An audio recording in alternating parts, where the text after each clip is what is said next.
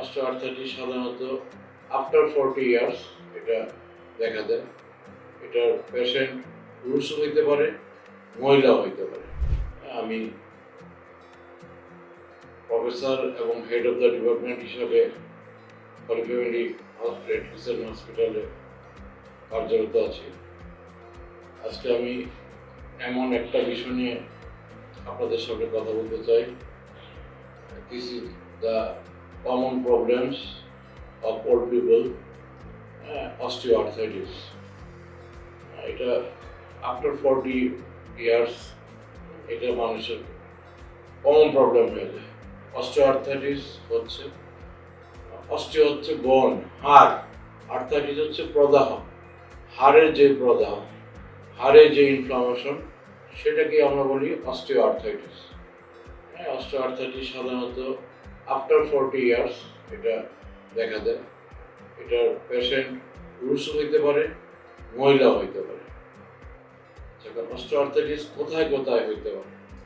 Osteoarthritis নি জয়েন্টে হতে পারে, হিপ জয়েন্টে হতে পারে, শোল্ডার জয়েন্টে হতে পারে, অ্যাঙ্কেল জয়েন্টে হতে পারে। হাঁটুর অস্টিওআর্থ্রাইটিস নিয়ে আজকে কথা বলতে চাই, কারণ এটার প্রবলেমই বেশি। হাঁটুতে সাধারণত রোগীরা আমাদের কাছে আসে, যেমন স্যার অনেকদিন ধরে আমরা হাঁটুর ব্যথায় ভুগতেছি, হাঁটু ফুলে গেছে, কাজ করতে পারতেছি না, হাঁটতে পারতেছি না। সেক্ষেত্রে আমরা দেখি রোগীটা, আমরা প্রথমে একটা এক্সরে করি। এক্সরে করে ক্লিনিক্যাল ফিচার এক্সরে ফাইন্ডিংসগুলি দেখি।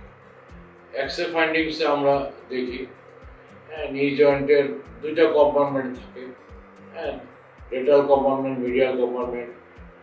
সাধারণত মিডিয়াল কম্পার্টমেন্টের স্পেসটা একটু আমরা কমে যায় ওভারওয়েটের কারণে বা অস্টিওআর্থ্রাইটিস। তারপর জয়েন্টের আর্টিকুলার চেঞ্জ হয়, হাড় বাড়ে, হাড় ক্ষয় হয়, ব্যথা হয়, এই ধরনের সমস্যা ভুগতে থাকে।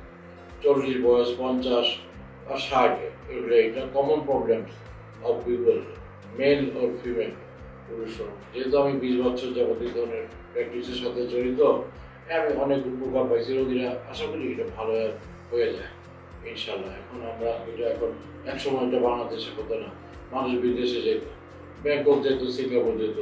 এখন আল্লাহর রহমতে এই ধরনের চিকিৎসা আমাদের এখানে হয়, প্রাইভেটে হয়, অনেক হাসপাতালে হয়। এটা আমরা রোগীদের উপকৃত হয়।